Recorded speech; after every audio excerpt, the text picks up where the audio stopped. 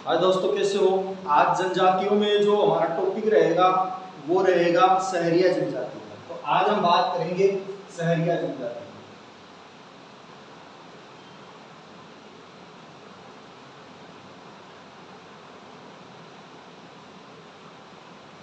हमने मीणा पढ़ ली, भील पढ़ ली। आज जो हम बात कर रहे हैं सहरिया जनजाति की, जो राजस्थान की तीसरी सबसे बड़ी जनजाति है। तो देखो, सबसे पहले बात करते हैं कि सबसे ज्यादा ये जनजाति कहाँ मिलती है। तो सर्वाधिक मिलती है बारां जिले में। कौन से जिले में मिलती है? बारां जिले में सबसे ज्यादा मिलती है ये। और बारां जिले में दो तहसील है, एक तो शाहबाज तहसील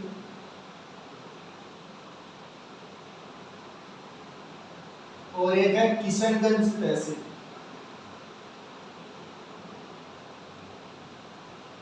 किशनगंज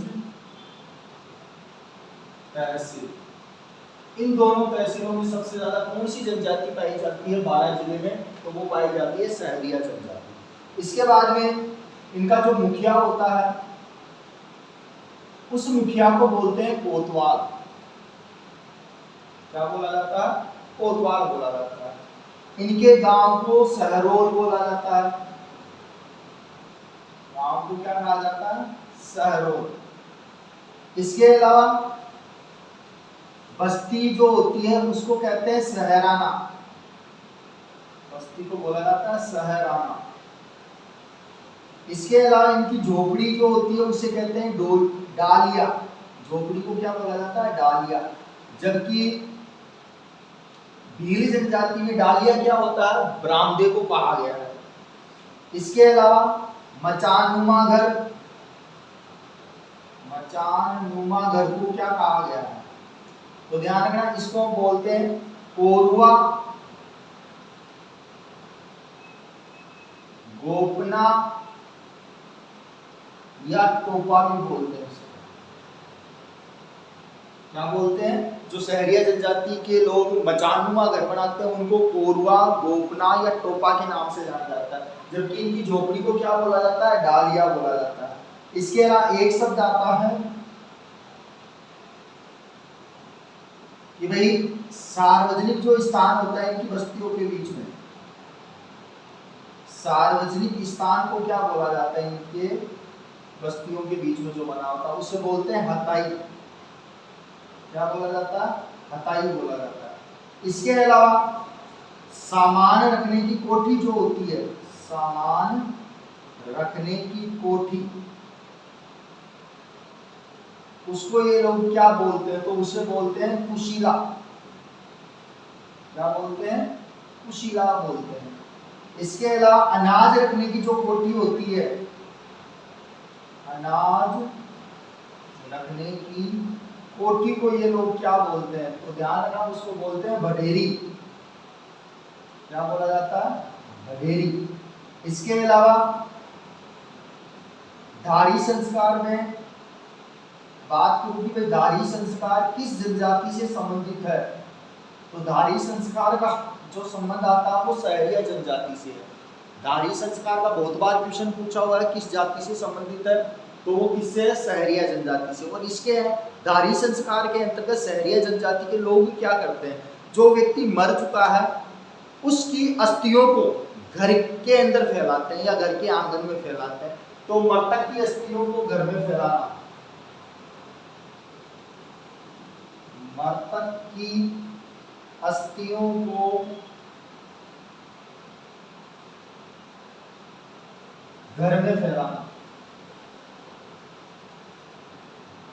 क्या कहलाता है? सहरिया जनजाति में धारी संस्कार कहलाता है। इसके अलावा इनमें जो मृत्यु शोक होता है,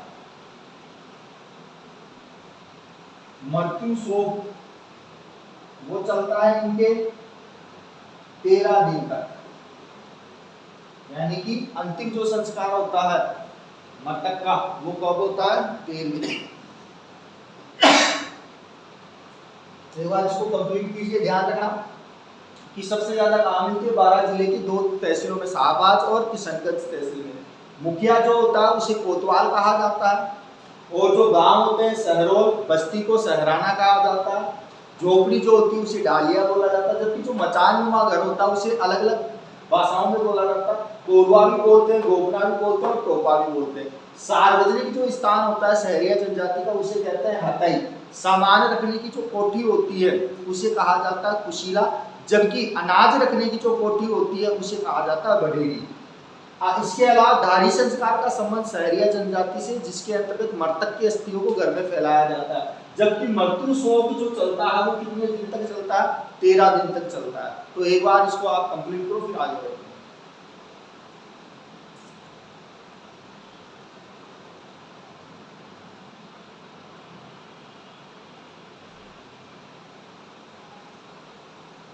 हो गया? देखो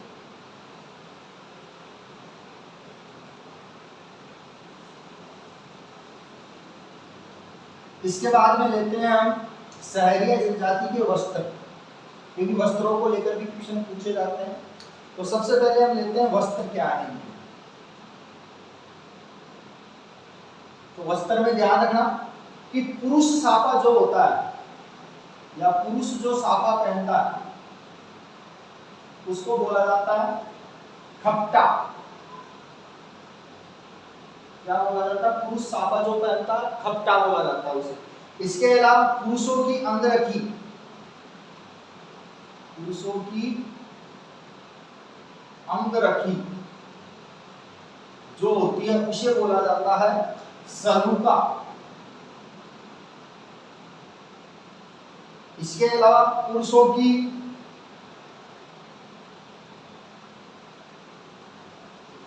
तंग धोती जो होती है, जो घुटनों तक आती है, ध्यान रखना, घुटनों तक तंग धोती देपाड़ा भीलों में कहा जाता है, जबकि इनमें कहा जाता है पंछा। क्या बोला जाता है? पंछा। इसके अलावा विवाहित स्त्री का साड़ीनुमा वस्त्र, साड़ीनुमा वस्त्र जो होता है उसे बोलते हैं रेजा। क्या बोला जाता है? रेजा बोला जाता है। ध्यान रखना इस चीज का। तो ये वस्त्र इंपॉर्टेंट है सहरिया जनजाति के, इनको ढंग से तैयार कर लेना। इसके अलावा बात करूं सहरिया जनजाति के नृत्य, तो नृत्यों में ध्यान रखना 2 नृत्य ज्यादा फेमस है इनके, फाग,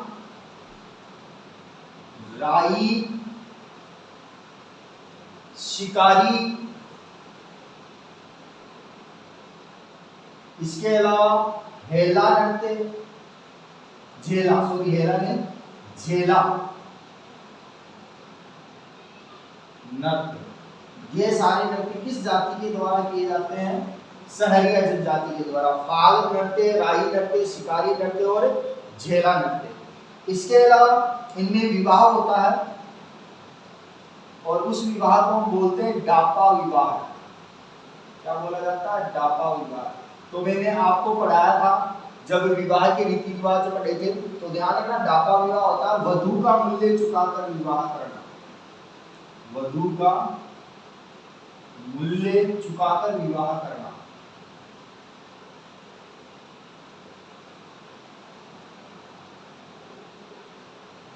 किस जनजाति में किया जाता है डापा विवाह? तो सहरिया जनजाति का विवाह है। इसके अलावा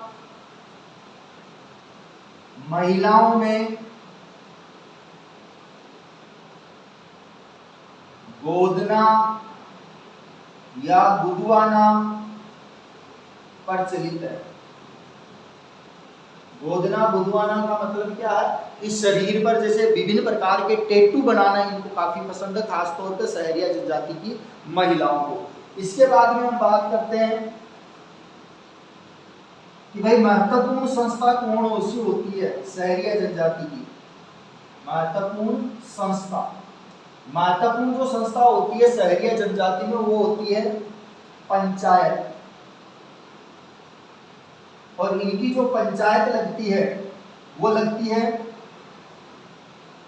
वाल्मीकि मंदिर, सीतावाड़ी 12 में। कहाँ लगती है? सीतावाड़ी 12 जिले में।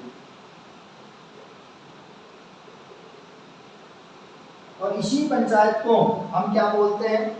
जो इस पंचायत में सबसे बड़ी पंचायत होती है सबसे बड़ी पंचायत जो होती है उसे बोला जाता है चौरसिया पंचायत।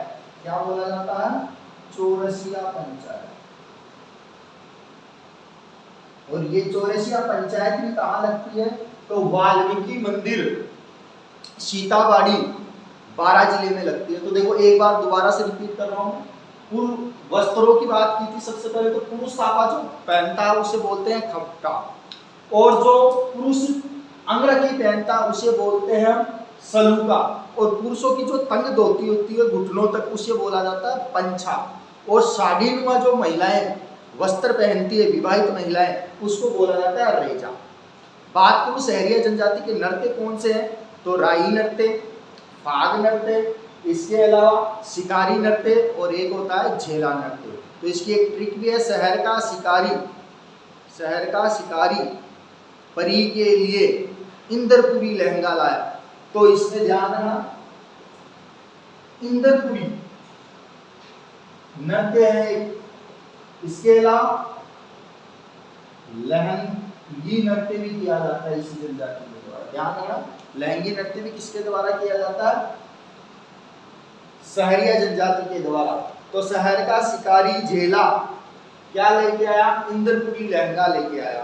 तो ये एक तरीके से ट्रिक भी है, आप ध्यान रख सकते हो। इसके अलावा मैंने बताया कि डापा विवाह, तो डापा विवाह सहरिया जनजाति में प्रचलित है, जिसके अंतर्गत विवाह से पहले वधू जो बनेगी उसका मूल्य चुका दिया जाता है। तो उसका मूल्य चुकाकर जो विवाह किया जाता है उसे कहते हैं डापा विवाह। इसके अलावा महिलाओं में गोदना गुदवाना मतलब शरीर पे टैटू बनवाना प्रसिद्ध है या प्रचलित है।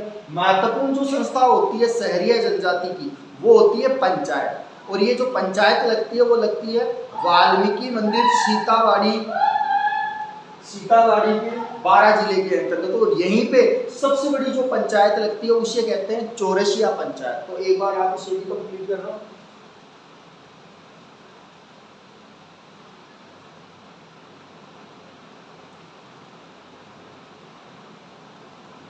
हो गया। देखो आगे बढ़ते हैं।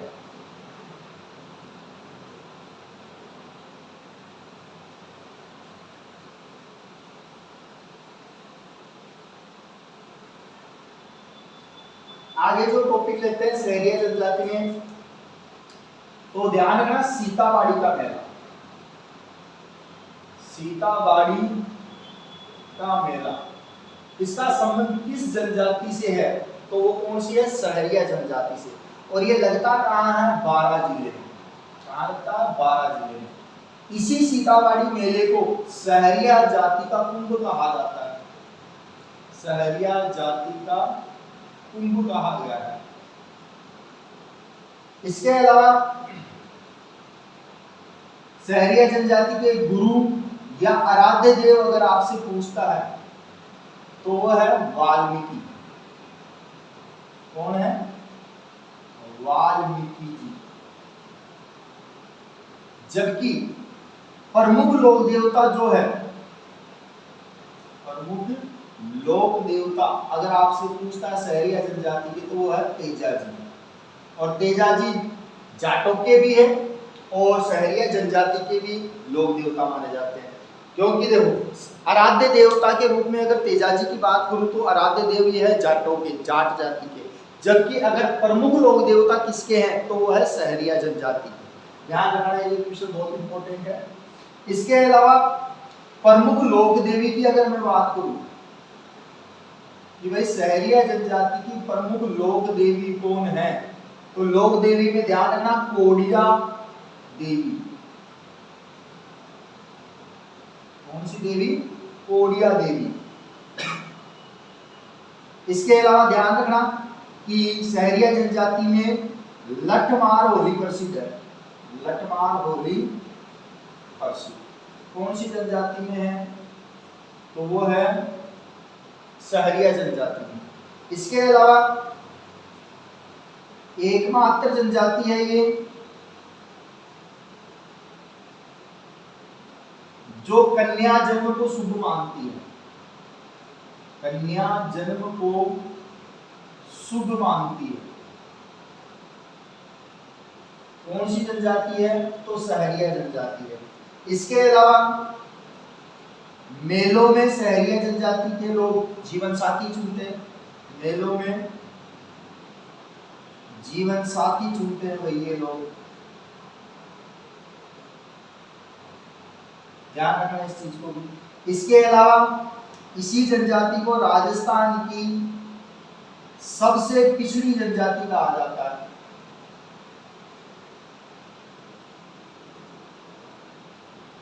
क्या कहा गया है?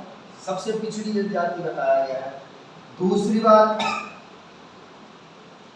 यह जनजाति कभी भीख नहीं मांगती, भीख नहीं मांगती, ये भी ध्यान रखना। तो ये थी हमारी आज की सहरिया जनजाति जिसके बारे में हमने बात की, सारी चीजें इंपोर्टेंट बताई है, एक्स्ट्रा कुछ भी नहीं। तो ध्यान रखना, सीताबाड़ी का मेला जो लगता है 12 जिले में, उसको हम सहरिया जाति का कुंभ कहते हैं, ठीक है। इसके अलावा इनके गुरु या आराध्य देव को लेकर क्वेश्चन किया जाता है कि इनके गुरु या आराध्य देव कौन है, तो वाल्मीकि जी है। इसके अलावा इनके प्रमुख लोक देवता की मैं बात करूं तो तेजा जी है, और तेजा जी जाटों के भी आराध्य देव है। इसके अलावा प्रमुख लोक देवी की अगर बात की जाए तो कोडिया देवी है इनकी प्रमुख लोक देवी। इसके अलावा इनमें लठमार होली प्रसिद्ध है, और राजस्थान की एकमात्र ऐसी जनजाति है सहरिया जनजाति जो कन्या जन्म को शुभ मानती है। क्या मानती है? कन्या जन्म को शुभ मानती है। कौन सी जनजाति? तो सहरिया जनजाति। इसके अलावा मेलों में जीवन साथी चुनते हैं सहरिया जनजाति के लोग। इसके अलावा मैंने भीलों में आपको बताया था कि भंगोरिया उत्सव पर भील जनजाति के लोग अपना जीवन साथी चुनते हैं। ठीक उसी प्रकार से मेलों में जो अपना जीवन साथी चुनने वाली जनजाति है वो कौन सी है? सहरिया। इसके अलावा राजस्थान की सबसे शिक्षित जनजाति मैंने आपको मीणा जनजाति बताई थी, शिक्षित संपन्न भी जाति मीणा जनजाति बताई। लेकिन बात की जाए आपसे कि सबसे पिछड़ी जनजाति कौन सी है, तो उसमें नाम आता है सहरिया जनजाति का। इसके अलावा अन्य जनजातियों का तो खैर मुझे पता नहीं, लेकिन जहां तक मैंने पढ़ा है तो ये जो सहरिया जनजाति है, यह सहरिया जनजाति कभी भी भीख नहीं मांगती है। तो ये थी हमारी राजस्थान की तीसरी सबसे बड़ी जनजाति। पहले नंबर पे मीणा, दूसरे पे भील और तीसरे पे सहरिया जनजाति। तो इसको आप कंप्लीट कर लो, फिर मिलेंगे हम कल नई जनजाति के साथ।